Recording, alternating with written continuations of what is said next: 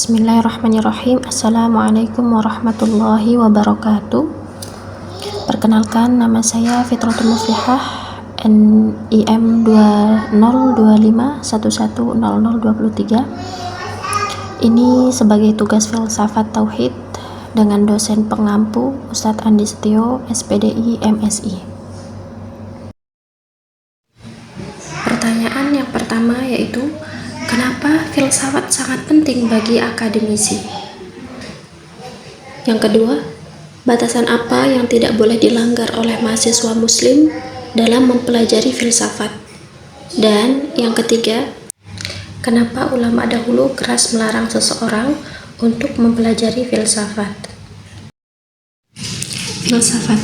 Istilah ini mungkin sering terdengar di telinga kita, terutama bagi yang sudah masuk perguruan tinggi. Lalu, apa sebenarnya filsafat itu? Jika dibahas secara etimologis, kata filsafat berasal dari istilah philosophia atau philosophos yang diambil dari bahasa Yunani. Philo sendiri berarti cinta, kemudian sophia berarti pengetahuan, hikmah, dan kebijaksanaan. Filsafat dimulai dengan rasa ingin tahu. Rasa ingin tahu manusia ini kemudian melahirkan pemikiran. Manusia berpikir tentang apa yang ingin mereka ketahui. Pemikiran ini kemudian disebut sebagai filsafat. Dengan berfilsafat, maka manusia dibuat untuk cerdas. Cerdas berarti mengetahui, dengan kecerdasan manusia dibuat untuk bijaksana. Kebijaksanaan adalah tujuan mempelajari filsafat itu sendiri.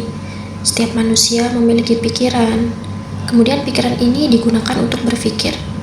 Pastinya setiap manusia memikirkan apa yang akan dibuat untuk tujuan dalam hidupnya.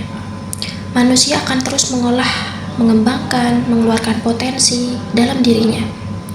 Untuk mewujudkan dan melaksanakan hal-hal tersebut, dibutuhkan kedalaman, kedewasaan dalam berpikir. Tidak cukup hanya memikirkan sesuatu saja. Perlu ada analisis kritis akademis, sehingga membentuk pemikiran yang sehat dan cerdas. Menurut saya, cara membentuk logika berpikir kritis akademik memerlukan cabang ilmu yaitu filsafat.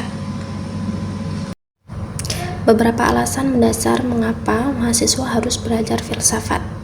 Yang pertama, supaya menjadi orang yang kritis.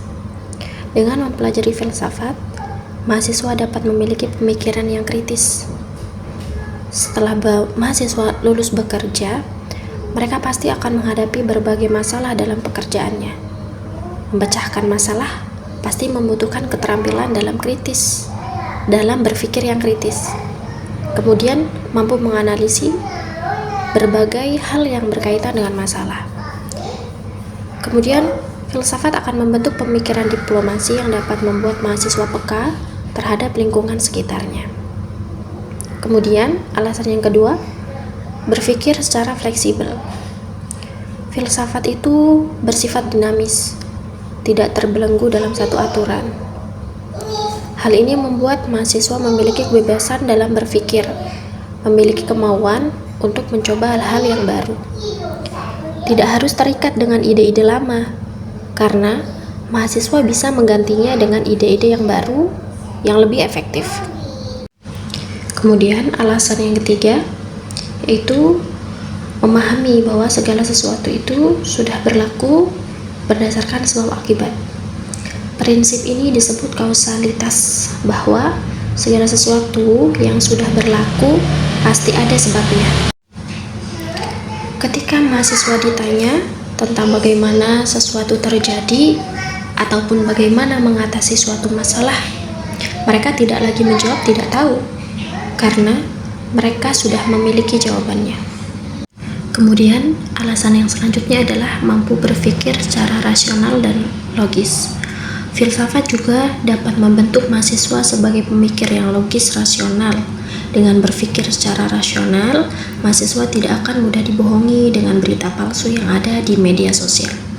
Dengan metode berpikir ini, mahasiswa dapat menghadapi masalah dalam hidup dengan baik. Kemudian alasan yang selanjutnya adalah mahasiswa membangun semangat toleransi. Dengan belajar ilmu filsafat, mahasiswa dapat menjaga toleransi perbedaan, baik itu perbedaan pemikiran. Kemudian seorang yang belajar filsafat tidak akan langsung menganggap sesuatu itu benar. Mereka akan menghargai perbedaan pikiran, baik yang menyimpang dari pemikirannya maupun yang satu pendapat dengannya.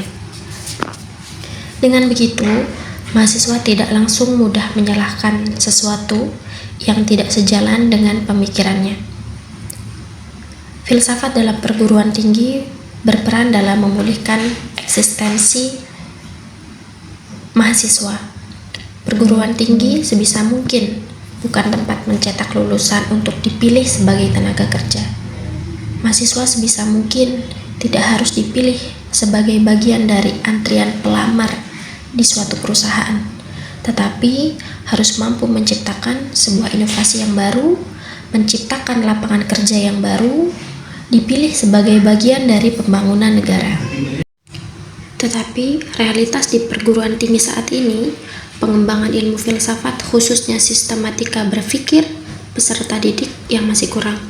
Ini adalah sebab utama kurangnya para pemikir kita yang bisa menghasilkan ide, gagasan, dan pendapat sendiri. Hasilnya adalah manusia tidak punya keberanian untuk keluar dari pedoman ilmu yang hanya terdapat dalam materi di buku. Oleh karena itu, sebagai seorang mahasiswa, kita harus mempelajari filsafat agar dapat mengembangkan semangat toleransi dalam berbeda pandangan, mampu membiasakan diri bersikap logis dan rasional dalam berpendapat dan berargumentasi, mampu berpikir cermat, tidak kenal lelah, serta mampu membiasakan diri bersikap kritis. Sebagai manusia dalam masyarakat, mahasiswa juga harus mampu menerapkan apa yang telah dipelajarinya dalam filsafat.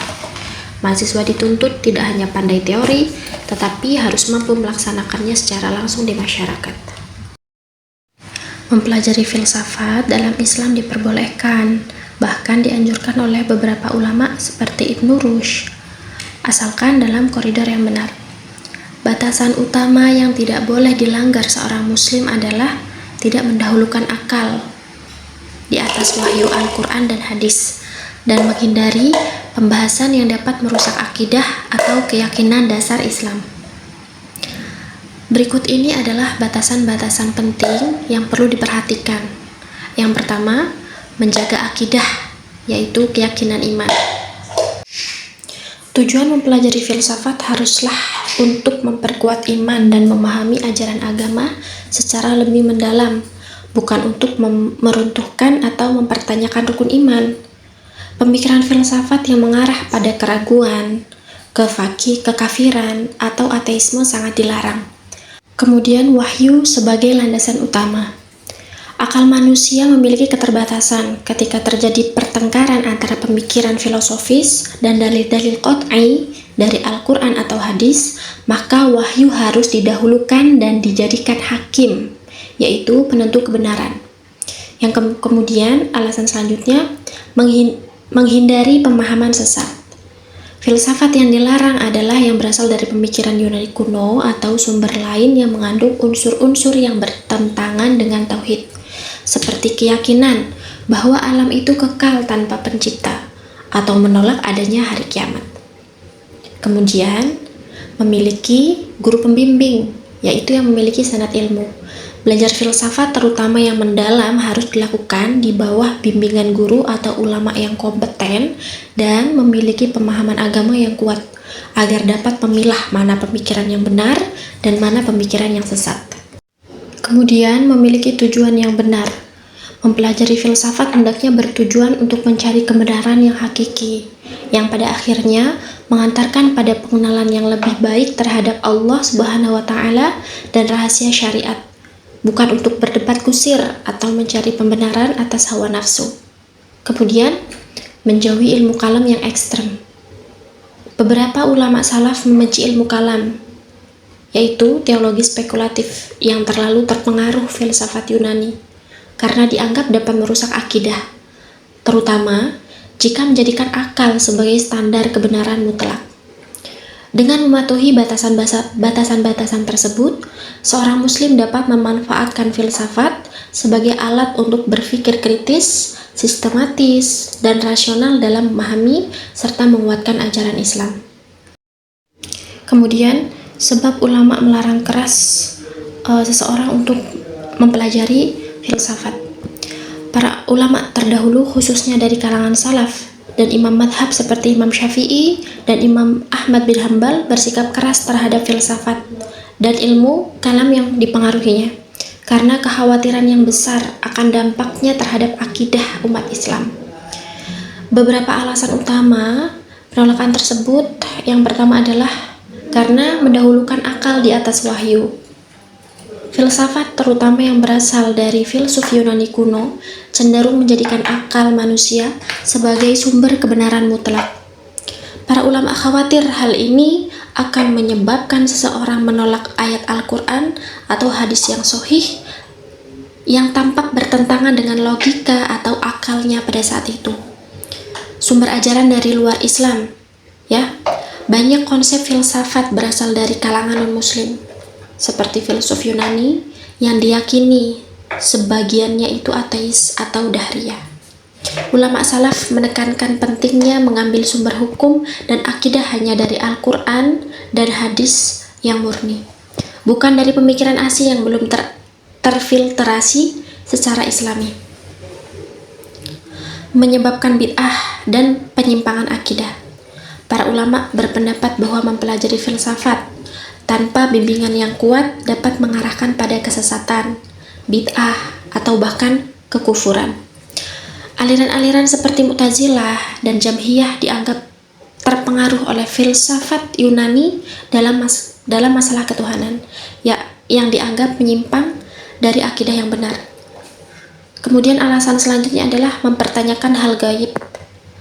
Filsafat mendorong untuk mempertanyakan segala sesuatu secara radikal, termasuk hal-hal yang gaib yang merupakan bagian dari keimanan dan hanya bisa diterima melalui wahyu. Ini dianggap dapat mengurangi pengagungan terhadap Allah dan Rasul-Nya. Kemudian alasan selanjutnya bukan jalan hidup salaf. Para ulama salaf sepakat bahwa jalan terbaik dalam beragama adalah mengikuti pemahaman para sahabat, tabi'in, dan ulama generasi awal yang tidak menggunakan metode filsafat dalam berakidah. Penting untuk dicatat bahwa ada juga pandangan lain dari ulama belakangan seperti Imam Al-Ghazali dan Ibnu Rushd yang memandang filsafat bisa dipelajari, bahkan diwajibkan oleh syariat dalam kondisi tertentu, terutama jika digunakan untuk membantah pemikiran yang sesat dan memperkuat akidah, asalkan dengan bimbingan guru yang tepat.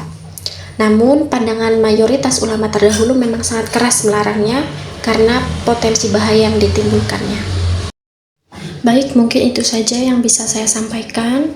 Semoga apa yang saya sampaikan bisa bermanfaat untuk para pendengar semuanya. Dan jika itu terdapat kesalahan, itu murni dari kefakiran ilmu saya, dan semoga Allah mengampuni apa kesalahan dari saya.